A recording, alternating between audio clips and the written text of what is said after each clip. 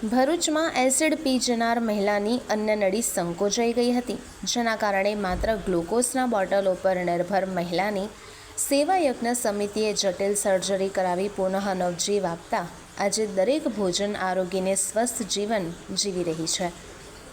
ભરૂચ જિલ્લામાં સેવા યજ્ઞ સમિતિ હંમેશા ગરીબ અને દીનદુખિયાઓની સેવા માટે જાણીતી છે, ત્યારે આવી જ એક સેવા કરીને એક મહિલાને નવજીવન આપ્યું છે. ભરૂચ જિલ્લાના અંકલેશ્વરના અંદાડા ગામમાં રેશમા દેવી પૂજક નામની મહિલા રહે છે. અંદાજિત 1.5 વર્ષ પહેલાં તેનો પતિ રેલવે અકસ્માતમાં મૃત્યુ પામ્યો હતો. ત્યારબાદ સાસુ તેના બાળકને લઈને વતન જતી રહી હતી. આ બાબતે રેશમાએ ઘણા પ્રયત્ન કર્યા, પણ તેની સાસુએ તેનું બાળક ન આપતા મનમાં લાગી આવતા એસિડ પી લીધું હતું. સારવાર અર્થે ભરૂચ સિવિલ હોસ્પિટલમાં દાખલ કરવામાં આવી હતી. એસિડના કારણે તેની અન્નનળી અને પેટના ભાગે ગંભીર ઈજાઓ થઈ હતી અને ગળાની અન્નનળી સંકોચાઈ ગઈ હતી, જેના કારણે તે કંઈ જ વસ્તુ જમી શકતી પણ ન હતી. 4 મહિના સુધી તે માત્ર ગ્લુકોઝના બોટલો પર જ રહી.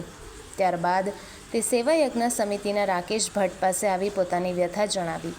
રાકેશ ભટ્ટે રેશમાની પ્રથમ ભરૂચમાં સર્જરી કરાવી. પાણી અને લિક્વિડ જાય તે માટેની સર્જરી કરાવી, જેના કારણે તે પાણી, દૂધ અને લિક્વિડ લેવા લાગી. પરંતુ અન્ય લોકોને બધી વસ્તુઓ ખાતા જોઈ રડતા રડતા રાકેશ ભટ્ટને મારે પણ બધું ખાવું હોવાની રજૂઆત કરી, જેથી સેવા યજ્ઞ સમિતિ દ્વારા સુરત ખાતે આવેલી ખાનગી હોસ્પિટલમાં તેને ઇસોફોક્સ સ્ક્રીન ગ્રાફ્ટિંગ પાઇપિંગ નામની અન્નનળી અને પેટની જટિલ સર્જરી કરાવી. સર્જરી બાદ આજે રેશમા દેવી પૂજક બધી જ વસ્તુઓ આરોગીને સ્વસ્થ જીવન જીવી રહી છે. મારું નામ રેશમા. મને ખવાતું નહોતું, અનાજ ન જતું, પાણી નહોતું જતું. તો મેં સિવિલમાં દાખલ હતી તો મને કોઈ એવું કીધું કે સેવા યજ્ઞમાં જા તને રાકેશ સાહેબે મને ઓપરેશન કરાવી નતા. મારું ઓપરેશન સારું થયું તો મેં બધું જ ખાવ પીવું છું. શા કારણથી તારાથી ખવાતું પીવું શું કરેલું તે મારા છોકરાને મારા સાસુ લોકો લઈ તો મેં ગુસ્સાના મારે એસિડ પી ગઈ હતી. તો મારી પાણી, દૂધ કશું નતું જતું, અનાજ નતું જતું. તો મને સિવિલમાં મેં દાખલ થઈને બાટલા ચડાવતા હતા. બાટલા ઉપર સારું રહેલું. પછી મારી અનાજ પાને મેં સેવા યજ્ઞમાં આવી તો મને રાકેશ સાહેબે મને ઓપરેશન કરીને મને ત્યાં બધું ખવા પીવાય છે. હું રાકેશ ભટ્ટ, સેવા યજ્ઞ સમિતિ. મારી બાજુમાં જે બેન બેઠા છે એ રેશમાબેન દેવી પૂજક. એ આજથી 6 મહિના પહેલા એમના પતિ કઈ ગાડી નીચે આવીને એક્સપાયર થઈ ગયા હતા અને એમનો છોકરો એમની સાસુ લઈને જતા રહ્યા હતા. એટલે ડિપ્રેશન કંઈ આવી ગયું હશે અને પોતે એસિડ ગટગટાવી ગયેલા. હવે એસિડ ગટગટાવી ગયા પછી બી એ પોતે જીવિત રહ્યા અને હવે શું થયું હતું કે અન્નનળીને બધું બ્લોક થઈ જવાથી એમને શરીરમાં અન્નનો દાણો કે પાણી પણ જતું નહોતું. તો 4 થી 5 મહિના સુધી એમને બાટલા ચડાવી અને પોતે સર્વાઈવ રહ્યા. પણ પછી શું થતું હતું કે હવે શરીરમાં કંઈ જ ન પ્રોટીન કે આવું તેવું જાય એટલે છેલ્લે પછી એમને સિવિલમાંથી અમને મારી પાસે અહીંયા સેવા યજ્ઞ સમિતિમાં મોકલ્યા કે ભાઈ અહીંયા ગાડી તમને આશરો મળશે.